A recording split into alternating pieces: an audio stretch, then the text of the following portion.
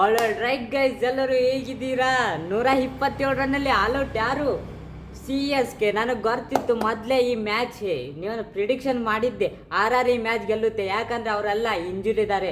ನನಗನ್ಸಿತ್ತು MS Dhoni ಅವರು ಈ ಸಲ ಆಡಿ ಒಂದು 4 ಮ್ಯಾಚ್ ಆಡಿ ರಿಟೈರ್ ತಗೋತೋ. ಆದರೆ ಅಣ್ಣ ಈಗಲೇ 2 ವಾರ ಬರೋಂಗಿಲ್ಲ ಅಂದ ರಿಟೈರ್ ತೊಗೊಂಬಿದ್ದ. ಅವ್ರಿಗೂ ಗೊತ್ತಿತ್ತು ಹೊಡಿತಾರಂತ, ಅದಕ್ಕೆ ಅಣ್ಣ ಮೊದಲೇ ಪ್ಲ್ಯಾನ್ ಮಾಡಿದ್ದ. ಎಕ್ಸ್ಚೇಂಜ್ ನೋಡಿದ ರವೀಂದ್ರ ಜಡೇಜಾ ಈ ಕಡೆ, ಸಂಜು ಸ್ಯಾಮ್ಸನ್ ಆ ಕಡೆ. ರವೀಂದ್ರ ಜಡೇಜಾನಿಗೆ ಮತ್ತು ಶಿವಮ್ ದುಬೆ ಬಂದರು. ಶಿವಮ್ ದುಬೆ ಫಸ್ಟ್ ಬಾಲ್ಗೆ 6 ಹೊಡೆದ್ರು. ಆಮೇಲೆ ಅಣ್ಣನ ಈಗೋ ಹರ್ಟ್ ಆಯಿತು. ಈಗೋ ಹರ್ಟ್ ಆದಮೇಲೆ ನಿಮಗೆ ಗೊತ್ತಿದಲ್ಲ ಏನಾಗುತ್ತೆ ಅಣ್ಣ ಫ್ಯೂ ಮಿನಿಟ್ಸ್ ಆದ ಕೂಡಲೇ ವಿಕೆಟ್ ತೊಗೊಂಡ. ಅದು ಸೆಲೆಬ್ರೇಷನ್ ನೋಡಬೇಕು.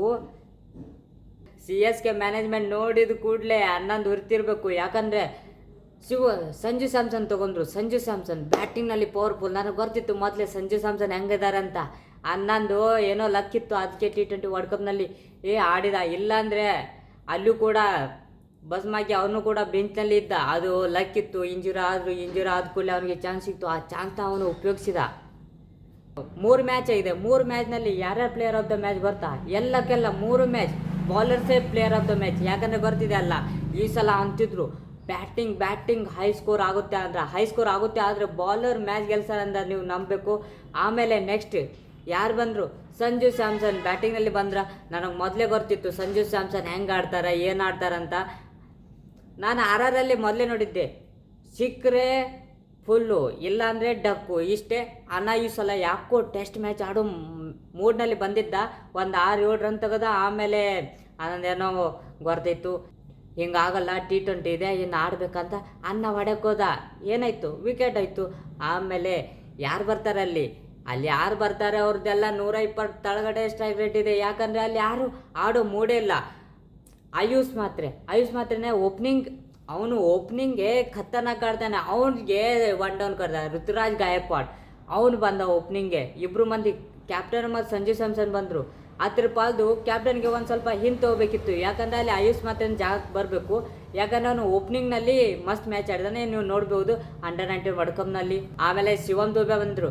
ಶಿವಮ್ ದುಬೆ ಫಸ್ಟ್ ಬಾಲ್ಗೆ 6 ಹೊಡೆದ್ರು. ನಾನು ಅನ್ಕೊಂಡೆ ಶಿವಮ್ ದುಬೆ ಇವತ್ತು ಆಡ್ತಾರೆ, ಹಾರ್ದಿಕ್ ಪಾಂಡ್ಯನ್ ಗೊತ್ತೇ. ಆದರೆ ಹಾರ್ದಿಕ್ ಪಾಂಡ್ಯ ರಿಪ್ಲೇಸ್ ಮಾಡೋಕ್ಕೆ ಯಾರಿಗೂ ಸಾಧ್ಯ ಇಲ್ಲ, ಬರೋದಿಲ್ಲ. ಯಾಕಂದರೆ ಮ್ಯಾನ್ ಈಸ್ ಡಿಫ್ರೆಂಟ್. ಬ್ಯಾಟಿಂಗ್ನಲ್ಲಿ ಬಂದರೆ ಬ್ಯಾಟರ್, ಬಾಲಿಂಗ್ನಲ್ಲಿ ಬಂದರೆ ಬಾಲರ್, ಫೀಲ್ಡಿಂಗ್ನಲ್ಲಿ ಬಂದರೆ ಫೀಲ್ಡರ್. ಇನ್ನೇನು ಬೇಕು? ಮತ್ತು ಅದಾದಮೇಲೆ ಹೊರಗೆ ಕೂಡ ಅದಾರೆ. ನಿಮಗೆ ಗೊತ್ತಿದೆ ಮ್ಯಾನ್ ಹಾರ್ದಿಕ್ ಪಾಂಡ್ಯ, ಶಿವಮ್ ದುಬೆ ಮತ್ತು ರವೀಂದ್ರ ಜಡೇಜಾ ಮುಂದೆ ಬಂದರು. ಓಸ್ನಲ್ಲಿ ಫಸ್ಟ್ ಬಾಲು 6 ಹೊಡೆದ್ರು. ಹನ್ನೊಂದು ಈಗ ಹರ್ಟ್ ಆಯಿತು ರವೀಂದ್ರ ಜಡೇಜಾದು. ಹಾರ್ಟ್ ಆದ ಕೂಡಲೇ ನಿಮ್ಗೆ ಗೊತ್ತಿದೆಯಲ್ಲ, 1-2 ಬಾಲ್ ಹಾಕೂಡಲೇ ಡೈರೆಕ್ಟ್ ವಿಕೆಟ್ ಹಾಕೂಡಲೇ ಇಷ್ಟು ಸಂತೋಷ. ಶಿವಮ್ ದುಬೆ ವಿಕೆಟ್ ಹಾಕಬೇಕು, ಇಷ್ಟು ಸಾಕಿತ್ತು. ಯಾಕಂದರೆ ಶಿವಮ್ ದುಬೆ ಆದಮೇಲೆ ಅವರೆಲ್ಲ ಮನೆಗೆ ಹೊಂಟರು. ಯಾಕಂದರೆ ಪವರ್ಫುಲ್ ಬ್ಯಾಟರ್ ಎಲ್ಲ ನಿಮ್ಮ ಕಡೆ ಇಂಜೂರಿ ಇದ್ದಾರೆ. ಪವರ್ಫುಲ್ ಬ್ಯಾಟರ್ ಅಲ್ಲ, ಚಕ್ಕೆರೆ ವರ್ಲ್ಡ್ ಕಪ್ನ ಈಜಿತಾ ಇದೆ ಅನ್ಕೋ ಗೊತ್ತಿದೆ. ಯಾಕಂದರೆ ಧೋನಿ ಪೈಲ ಬರೋಲ್ಲ. ಯಾವುದಾದ್ರೂ ಲಾಸ್ಟ್ 20 ಓವರ್ಗೆ ಒಂದು 4-5 6 ಹೊಡೆದಾದ್ರೆ ಆವಾಗ ಬರ್ತಾರೆ. ಯಾಕಂದ್ರೆ ಅವ್ರಿಗೂ ಗೊತ್ತಿದೆ 14ನೇ ಓವರ್ 15ನೇ ಓವರ್ಗೆ ಕಳಿಸಿದ್ರೆ ಅವ್ರದ್ದು ಕೂಡ DJ ಆಗ್ತಿತ್ತು. ಯಾಕಂದರೆ RRದವ್ರು ಬ್ಯಾಟಿಂಗ್ ಬಂದರು. ನನಗಂತೂ ಇಷ್ಟಕ್ಕೂ ಕನ್ಫರ್ಮ್ ಇತ್ತು ವೈಭವ್ ಸೂರ್ಯವಂಶಿ ಮತ್ತು ಜೈಸ್ವಾಲ್ ಅವ್ರನ್ನ ಹಿಂಗೆ ಹೊಡಿತಾರೆ ಅಂದರೆ ನಂಬರ್ದು. ನಾನು ಅಂದ್ಕೊಂಡಿದ್ದೆ ರೋಹಿತ್ ಶರ್ಮಾ ಹೆಂಗೆ 148 ಇದನ್ನು ಪಾರ್ಟ್ನರ್ಶಿಪ್ ಮಾಡಿದ್ರಲ್ಲ, ಹಾಗೆ ಮಾಡಿ ಇವ್ರನ್ನೂ ಹೊಡಿತಾರಂತ. ಇವ್ರನ್ಕೋ ಏಕ್ದಮ್ 10 ಬಾರಂತ ಗುಡ್ಡನೇ ಮ್ಯಾಗ ಇವ್ರದ್ದು ರನ್ ರೇಟ್ ಇರಿಸ್ತಾರಂತ. ಆದರೆ ಆಗಲಿಲ್ಲ. ಆಮೇಲೆ ಇದು ಯಶಸ್ವಿ ಜೈಸ್ವಾಲು T20 ರಿಟೈರ್ ಆಗಿದ್ದಾನೆ ಅನಿಸುತ್ತೆ ಅವನು. ಯಾಕೆ ರೀಸೆಂಟ್ಲಿ ಆಡಿಲ್ಲ, ಅದಕ್ಕೆ ಟೆಸ್ಟೇ ಆಡಿಬಿಟ್ಟ. T20 ಎಲ್ಲರದ್ದು 202 ಸ್ಟ್ರೈಕ್ ರೇಟ್ ಇದ್ದರೆ ಜೈಸ್ವಾಲ್ದನ್ಕು ಡಿಫ್ರೆಂಟ್, ಅವನು 100 ಸ್ಟ್ರೈಕ್ ರೇಟು ಹಂಗಿದೆ. ವೈಭವ್ ಸೂರ್ಯವಂಶಿ 15 ಬಾಲ್ಗೆ 50 ಮಾಡ್ತಾನೆ ಅವನು. 15 ಬಾಲ್ಗೆ 50. ವೈಭವ್ ಸೂರ್ಯವಂಶಿ 14ನೇ ವರ್ಷಕ್ಕೆ ಹಿಂಗೆ ಆಡ್ತಾನೆ ಅಂದರೆ ಇನ್ನೂ 10 ವರ್ಷ ಹಿಂಗೆ ಆಡ್ತಾ ಇದ್ರೆ ನೋಡಿ. 14+10 ಎಷ್ಟು? 24 ವಯಸ್ಸಾಗುತ್ತೆ ಅವಾಗ. ಅಂದರೆ ರಿಟೈರ್ಮೆಂಟ್ ಆಗೋದನ್ಕೋ ಈ ಸಲ ಅಲ್ಲ. ಅನ್ಕೋ 20-30 ವರ್ಷ ಆಡೋನು. ಯಾಕಂದರೆ ಈಗಲೇ ಇಂಡಿಯನ್ ಟೀಮ್ನಲ್ಲಿ ಓಪನಿಂಗ್ಗೆ ಒಂದು ಸ್ವಲ್ಪ ಹಿಂದೆ ಮುಂದೆ ಆಗ್ತಾಯಿತ್ತು. ಈಗ ವೈಭವ್ ಸೂರ್ಯವಂಶಿ ಏನಾದರೂ ಇಂಟರ್ನ್ಯಾಷನಲ್ ಅಂದರೆ ಈಗ ಅಂಡರ್-19 ಆಡಿದಾನೆ, ಏನಾದರೂ ಇಂಡಿಯನ್ ಟೀಮ್ ಒಳಗಡೆ ಬಂದ ಅಂದರೆ ಓಪನಿಂಗ್ ಕೂಡ ನೆಟ್ಟಗಾಯಿತು. ಆಮೇಲೆ ಒನ್ ಡೌನ್ ಎಲ್ಲ ಇತ್ತು. ಆಮೇಲೆ ಮಿಡಲ್ ಕೂಡ ನೆಟ್ಟಗಾಯಿತು.